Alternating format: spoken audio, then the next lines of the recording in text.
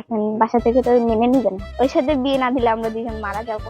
মায়ের সাথে যদি আমার বিয়ে না যায় তাহলে আমি আরো বাঁচবো না। বাসা থেকে মেনে নেবে না, তাই বাড়ি থেকে অজানার উদ্দেশ্যে পাড়ি দিলেন মাত্র দ্বিতীয় ও পঞ্চম শ্রেণীতে পড়ুয়া প্রেমিক প্রেমিকা। তাদের সঙ্গে খেয়াল রাখার জন্য নিয়ে গেলেন তাদেরই সমবয়সী এক বন্ধুকে।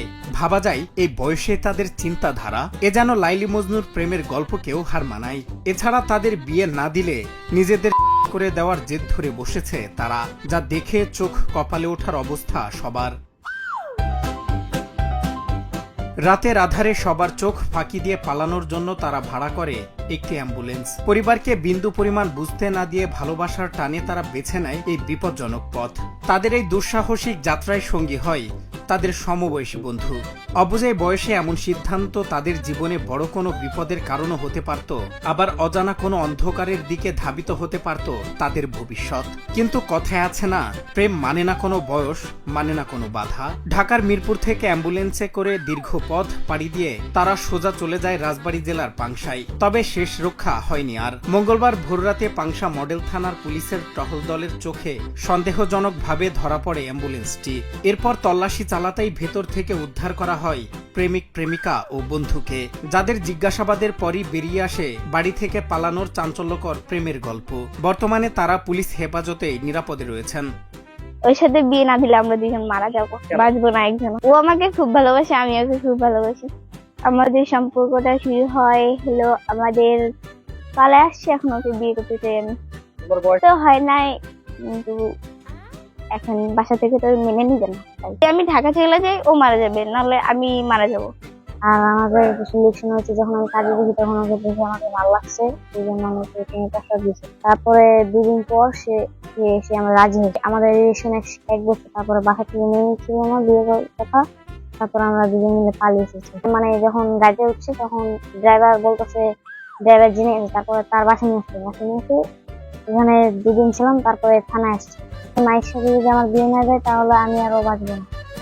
বন্ধুর সাথে আমি আসছিলাম এই জায়গায়, আমার বন্ধুর বান্ধবী আমারে বললাম যে বন্ধুর বান্ধবী লাগে। এখন আমি ভাবছি বান্ধবী লাগে। তারপর কয় কি, আমি বলছি কই যাস? কয় নানি বাড়ি, আমাকে নিয়ে যাবি? আমি বলছি চল। তারপরে এখানে আইয়া জানতে পারি ওরা গার্লফ্রেন্ড। ওদের মধ্যে 1 বছরের সম্পর্ক। আমরা এখন থানায় আছি। আমাদের এমন অবিশ্বাস্য ঘটনায় রীতিমতো অবাক হয়েছেন পাংশা মডেল থানার পুলিশ।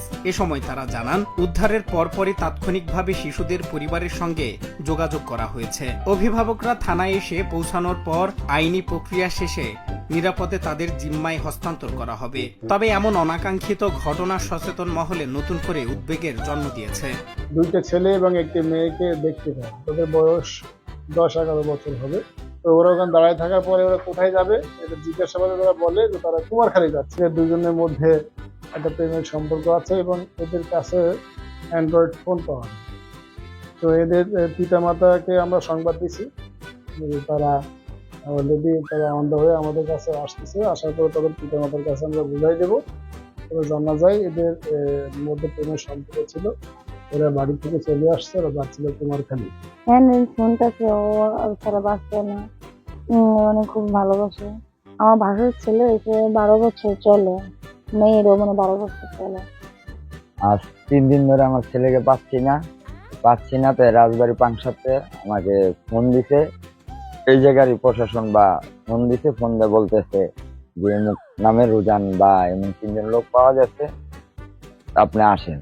আমি প্রশাসনের কাছে আসি। আসার পরে যে দেখি তার ছেলের বন্ধু আর তার সাথে বন্ধুর মানে বান্ধবী একসাথে বইলা বাসাতে না কয়ে মানে বলছে যে নানি বাড়ি যাই, সাথে আমার ছেলেকে নিয়ে আসছে। 3 দিন ধরে পাচ্ছি না। এই ঘটনা দেখে খোদ চমকে উঠেছেন সচেতন মহল। তারা জানান, এই বয়সে বুঝতাম না প্রেমের মানে, আর তারা এত বড় সিদ্ধান্ত নিয়েছে যা অবাক করার মতো।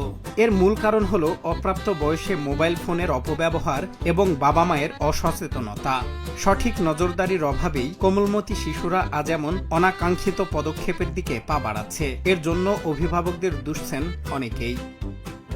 সজল বিশ্বাস, নিউজ ডেস্ক, বাংলা টিভি।